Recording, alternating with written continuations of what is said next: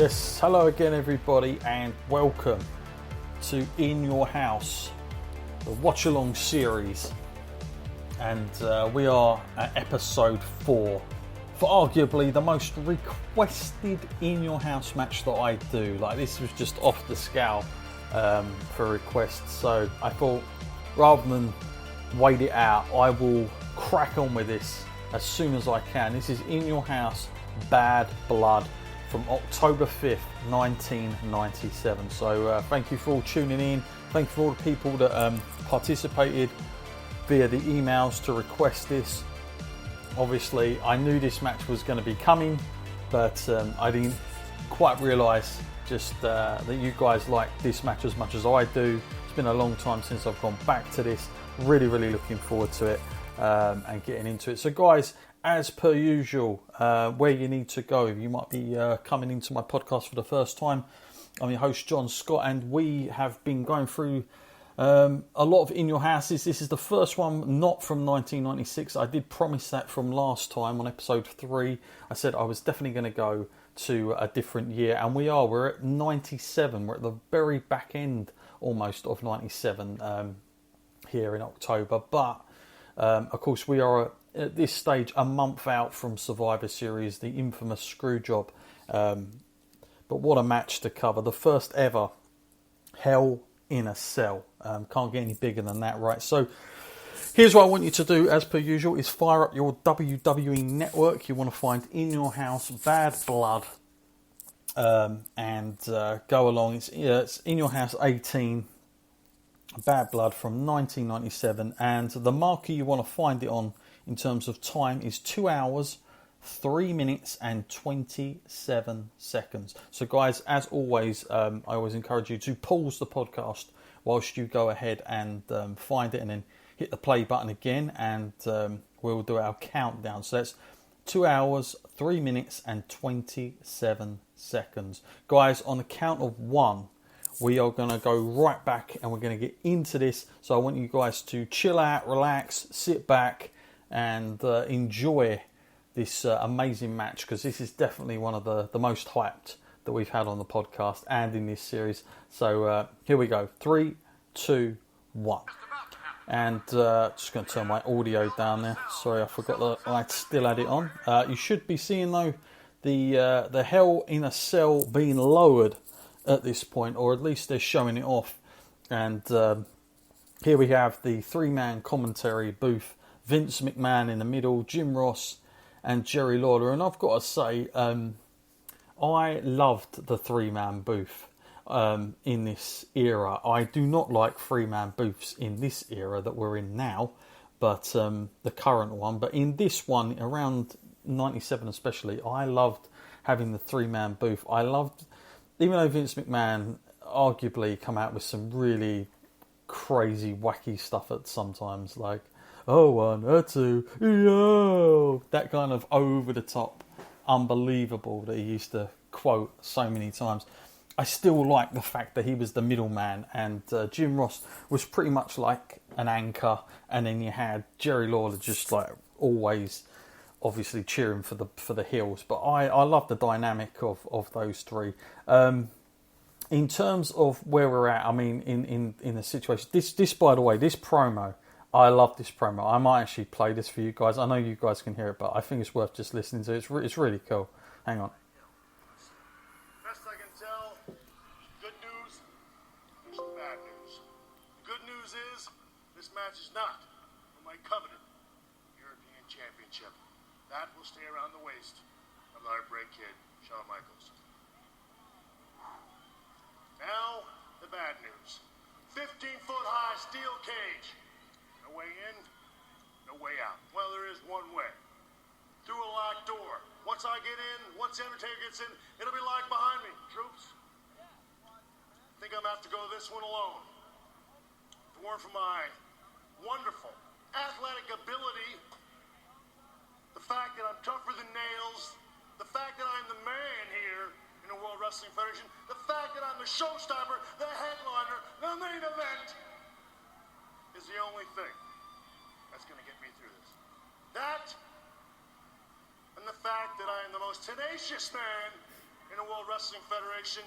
And the fact of the matter is, ain't nobody crazy enough to do this game, except for the Heartbreak Kid. So I'm going to go out there and show you why I am the #1 guy in this business today. Yeah, I really wanted to play that. I mean, that is just like, that's just Shawn Michaels in his absolute prime of being a heel. Really, really good. I remember it so vividly as well, but I thought that has to be played because I would not be able to do it justice, as we're going to see the video package now leading to this match. Now, where we are, this basically SummerSlam from '97. Shawn Michaels was the referee, and you had Bret up against Undertaker, and Undertaker was the then champion. And obviously, Shawn Michaels really there's no love lost between him and Bret. He goes to hit Bret with the chair and accidentally hits Undertaker, and then ends up counting Bret for the victory, and Bret Hart becomes the champion. So again, this is like a time where feuds they're going a long distance, and they're overlapping each other as well. Like we spoke about this on the last episode, but this is continued into '97 very much. The fact that feuds are very much interlinked. You know, Bret and Austin is still going on. Bret and Michaels is very much going on, as we'll find out at Survivor Series. And at the same time, you've got this new thing between Undertaker and Shawn Michaels, and it's just absolutely amazing. And you can see clips here going way back to '96 WrestleMania, not even that year's WrestleMania. And this is some of the stuff I really miss. The fact that they, today, they don't just keep things more consistent and use things from the past. They're always quick to move on. So this is why I really like the era that we're in now, and the fact that we're covering In Your House goes over it very nicely. Now, just to give you guys some facts about this show, I'm going to basically put it out there, and this might be hyping it more than it already is hyped, this match, than I've hyped it, but get this, the main event, which we're about to see here, was rated by Uncle Dave Meltzer, as a 5-star match. Now, to put this in perspective from Dave Meltzer, this would be the last WWF/WWE match to receive the honour until John Cena and CM Punk in 2011. That is, that should speak volumes. From '97. He did not think any WWE match up until 2011 deserved 5 stars. This was the very last one. That's pretty crazy. And I believe, I don't know, but I think Bret and Austin got 5 stars. But I might be wrong. But that is just, that's speaking volumes about this match. As we see now, there's Sergeant Slaughter, Commissioner Slaughter as he was here, Earl Hebner, they're checking under the ring. Now, what you've got to remember here, folks, is this is the first ever Hell in a Cell. So at this point, watching it fresh, nobody knows what the hell is going on. Now, I want to bring something else into this. Maybe you guys are not as familiar. Maybe this is the first time you're watching it. Undertaker, he had a long feud going on with Paul Bearer. We'll definitely cover a lot of those feuds within In Your House. There's no doubt about we'll be covering the Buried Alive match at some point. But in this time, it was a long outstanding feud with Paul Bearer. And Paul Bearer had been Undertaker's long-time manager, and then he basically sort of tallied up with Mankind for a long time. And Mankind and Taker around this time, they'd had quite a strong feud. But the feeling coming just after, I think it was around just after WrestleMania time, when Paul Bearer had started to hint that Undertaker's long-lost brother, Kane, was very much alive. And now, we did not know about this. Nobody knew what all this was about, but it had been hinted. And I just want to put that into perspective as well. Think of the timing of that seed being planted to where we're at now. Again, patience is the name of the game. The booking is the name of the game. As we see Shawn Michaels walking out there. Notice the European title. He'd won that one night stand in Manchester. I think that was like a month before this.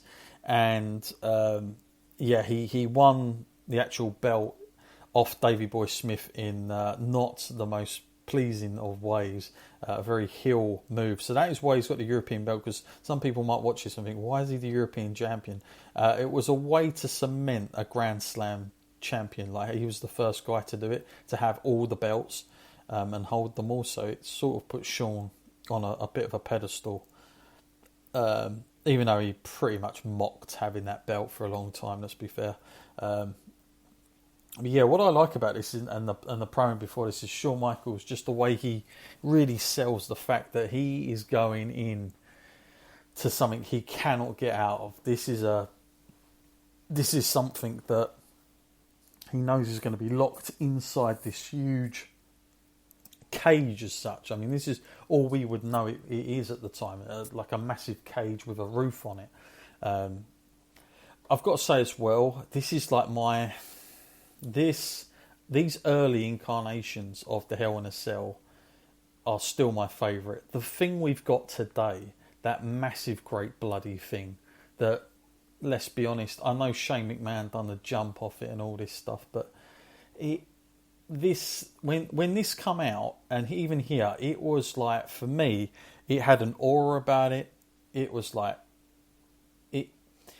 it sort of had like, you were kind of fearful of it a little bit, even though like it is just a cage with a roof on it, and it goes all the way around the ring. It gives some space between the ring and the match, but there was something about it when I saw this for the first time. I was like, wow, this is different. This is really different. And you just didn't know where they were going to go, other than the fact that he was going to be locked in there, and that was the big thing, being locked in there with this Undertaker who, you know, clearly wants Shawn's blood. I mean, they've called it Bad Blood. You know it's going to go that way. So here we see the Undertaker, amazingly to think, especially after seeing him very recently in the Boneyard match, still going to this day, 1997, here he is. And like I said, he'd won the belt at WrestleMania 13 against Psycho Sid. And here he is, kind of seeking revenge after Shawn costing him. This attire that Undertaker's wearing really is one of my favourites. I really like it a lot. For a while before, he'd been doing sort of a bit of a mix of the really old school stuff, and it did look a bit too gimmicky. But here, I think that like that leather, the jacket thing he's got going on, like look at that. That's just an awesome shot. Again, I know I harp on about this, but look at the camera work. Always shooting upwards to really make Undertaker even more bigger than he already, was. I love that they're just standing in front of the Hell in a Cell. It was pretty cool as well that they had Shawn go out and lowered the Hell in a Cell down for the Undertaker to just walk into. I liked that because they could have done it where it was like they both get in there and then the Hell in a Cell lowers, and I don't think it would have had the same bazaars that we're going to get now. Like the fact that this is the Undertaker's stipulation match, if you will, Hell in a Cell. This is what kind of named after him. So we see, this is cool. I kind of miss the way they do this now, because obviously you can't do it as well. But in an arena, they used to really, black out everything, and the lights would come on when he did this. But he'd always stand at that sort of ring post outside the ring. It was pretty cool at the time, for me, seeing that. But yeah, what a vision. Just seeing this, and I love Shawn's reaction there, like oh shit.